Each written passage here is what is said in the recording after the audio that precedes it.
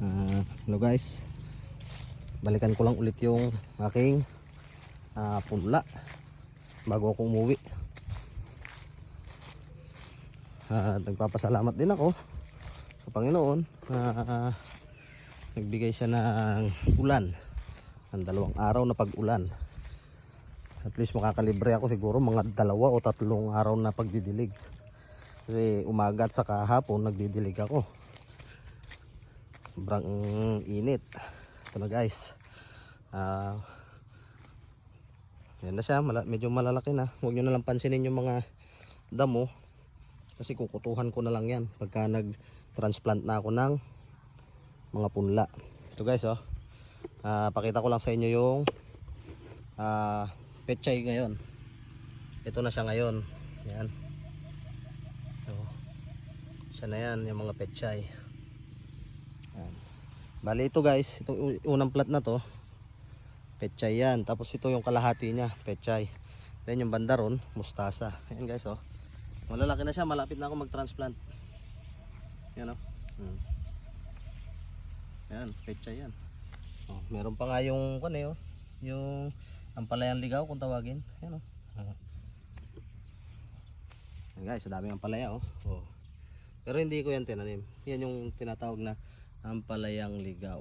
Yan sila, yan malalapad ang dahon na yan. Pag nakaisip ako baka i-transplant ko din yan dito sa bakanteng to, di ba? Actually yan, puro marami din ampalaya diyan na nakatubo. Ito guys. Yan, pechay. Then bakit merong anong bakas ito? Bakas ba ng aso? Guys, ito hanggang dito yung pechay. Yan. Ito naman, paglipat natin dito, mustasa na yan. Yan guys, yung mga mustasa. Yan. Yan. Akala lang natin medyo madalang, pero marami pa yung maliliit. Yung kasalukuyan pa lang na tumutubo. Yan Yan. Yan kapal dami. Yan dami nila. Ito matataniman na nito lahat. Yang mga plat na yan, di ba? Bali 2.5 plat yung pinunlaan ko. Yan guys, yung iba nga pwede nang ilipat talaga yan lalapit tayo mamaya, iikot tayo, medyo malayo kasi. Ito guys, parang pwede na nga siyang ilipat guys. Teka, tanggalin ko lang yung damo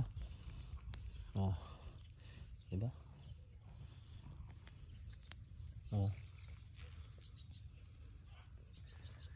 Yung sinasabi ko, di ba? Palagay nyo guys, pwede na. Ito.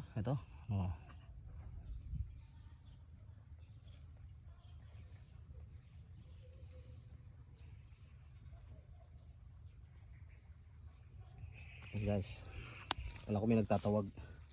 Palagay ko pwede na nga. Baka pwede na ako maglipat bukas. Ako mamayang hapon. Tama, babalik pa naman ako mamaya. Guys, diba? Halos 100% na tumubo yung aking mustasa. Yan. Ito nga pala guys, sabi ko nga, ito hanggang doon sa may kalahating yung sinabi ko kanina.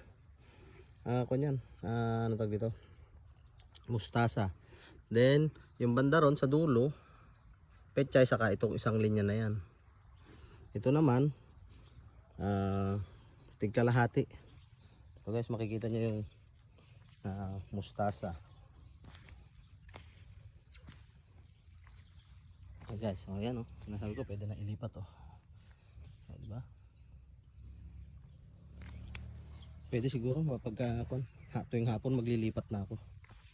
Meron. Kasi yan guys, wala nang problema dyan sa mga plat na yan.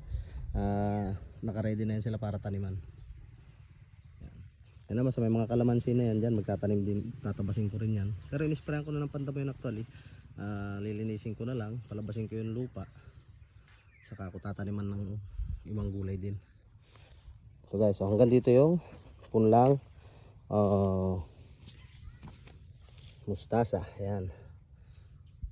Ito yung palatandaan ko kung hanggang saan yung mustasa. Yan. Tapos ito, yan, pwede na lipatan.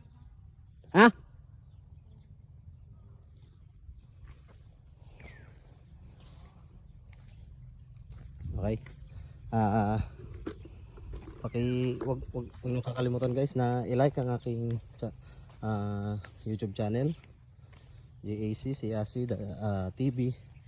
Ganun din, paki-share nyo na rin guys itong mga video ko. Then pakipindot nyo na rin yung notification bell para lagi kayong updated sa mga ipopost kong video. Okay, bye bye guys.